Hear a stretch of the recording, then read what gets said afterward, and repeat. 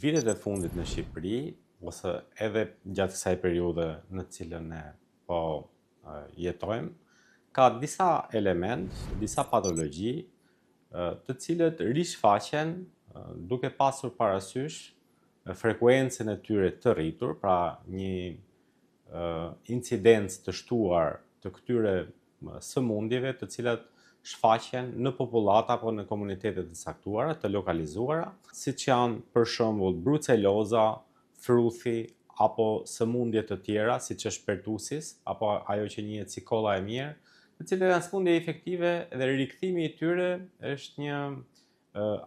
alarm për shoqërinë, do të thosha, pasi mungesa e vaksinimit të baktive, po themi, apo elementeve të ndryshëm të cilët janë virale për ta shpërndarë dhe mos lokalizimin siç duhet nga ana autoriteteve lokale, bën të mundur që këto të penetrojnë në shoqëri dhe pastaj të shfaqin komplikacione tek smurët kronik, tek fëmijët dhe elemente të tjerë të cilët kanë ndikimin e tyre të madh në patologjinë dhe virulencën që ato shkaktojnë.